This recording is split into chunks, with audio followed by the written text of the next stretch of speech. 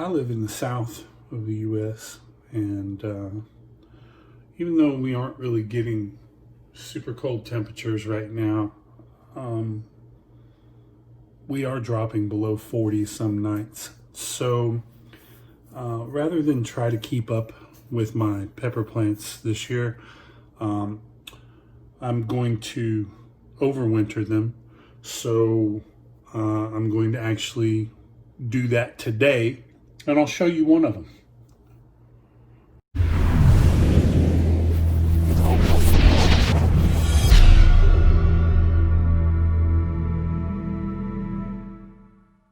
So this year I grew from seed about 10 habanero plants, couple different varieties I thought, but all of them came out looking exactly the same and producing the exact same fruit. So I'm kind of assuming there was a some kind of crossbreeding through the flowers, and that's why they did that. For the most part, they produced some good fruit, being first years. A couple of them gave me some issues, as they will, so those have actually, I've gotten rid of those.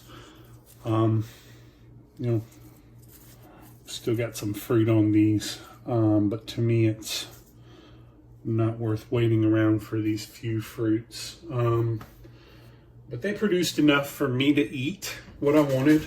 I also like to dehydrate them, and in this form you can use them in a bunch of different stuff. You can make some maybe some vinegar sauce, there's a bunch of seeds if you ever need them. I also like to grind them down into a powder. I couldn't get the lid off of that. You can see here, this just the chunks are just a little moisture still in there, but I'll grind it down into a powder, and I'll put that into anything, chili, soups. You can put it on top of vegetables. And I also do that with jalapenos too, by the way. And you keep the flavor. The jalapenos I had this year were super hot, and so that powder is almost hotter than these habaneros. Anyway, so let me just go through real quick how I'm going to overwinter this plant, because I like the way it produced, and I think it would do better given a second year. So first, I'm just going to go through and remove all the fruit that's there. It's green or not. I actually getting some of the fruit from my other habaneros. I'm finding that I actually like the green young habanero peppers. The heat is still there. The sides of the pepper are thicker. When they start to turn orange, the walls get thin. Sometimes there's not a lot of meat there. Well, when they're green, since the walls are thicker, it's almost like a bell pepper, the thickness and the crunch. But that crunch plus the flavor, if you had some good peppers, super, super, super delicious. So I've gotten all the fruit off, and I'll deal with that in a minute. I have a pair of, these are kitchen shears, but they're pretty multi-purpose. I use them for every damn thing. So, I don't know if it's necessary, but what I've done is I have taken some isopropyl alcohol and cleaned these up real good, because I don't want to pass on any kind of anything from these scissors into the plant. So I feel better cleaning them. I don't know if that's necessary. So what you're going to do, especially since these are first years, is you want to cut back. But you want to cut back to a Y. And that's going to give it a node later to grow from. And we want to just basically cut them down. Whether or not it's short doesn't make a ton of difference, but you want to stay close to a Y, and you want to remove all of the foliage. Okay, so I've got a pretty good Y. I don't know. I got a pretty good Y right there. So let's go ahead and clip right here for this one. All right. And like I said, you also want to remove this foliage. So anything that's on that branch, you want to kind of yank it off. We don't want any more foliage on it. We'll move over to our next branch. Looks like the Y is pretty close to the same place. Okay, so you just continue removing all of the stems. Just continue to remove all the leaves.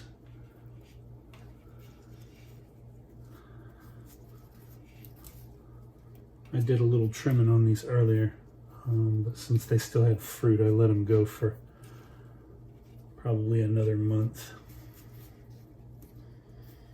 Cut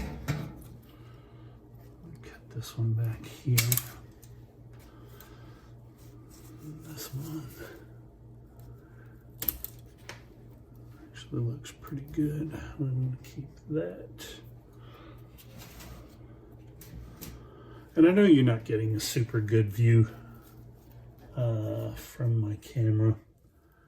I don't have a great camera to begin with. Okay. Now, make sure that all the little nodes, like this little one here, make sure all of the leaves are gone off of that.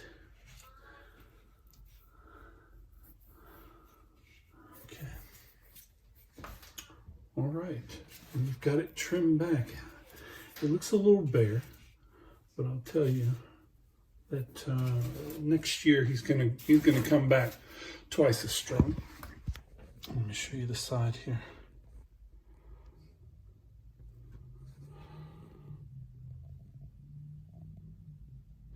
So you'll see some of it almost looks woody on some of these in the stem, and then on some of the branches themselves look almost woody. That is actually a sign of good strength in that particular branch. So if you can, you want to hold on to as much of that as you can when you're cutting.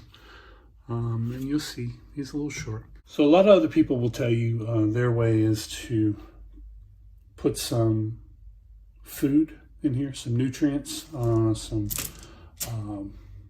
some powdered nutrients, maybe crystallized, and then cover it with a little bit of mulch, and then you can just let it sit. Now, you don't have to put it in the dark. You might need to water it later. I doubt it. I gave this one a good water the other day, so I know he's okay. Since it's not producing any fruit and it's not trying to keep any leaves or foliage alive, it should be fine. I have a little area set aside for these, so I'll just put him there. He gets a little bit of sunlight, and I'm able to keep an eye on them.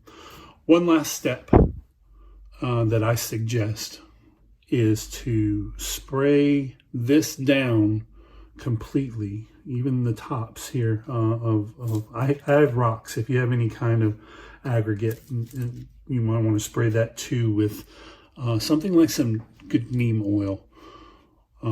It helps to keep the bugs from getting in there if you happen to have any bugs wherever you're keeping these, but it also kills the bugs that are already there that you may not see or that you may have missed, if you have a few of these you're doing. So covering them with a good bit of neem oil before you put them up is a good idea. So if I helped you out, or if you like my content so far, I would ask you to hit the like button. And if you want to continue seeing some of my content, hit the subscribe. I appreciate it.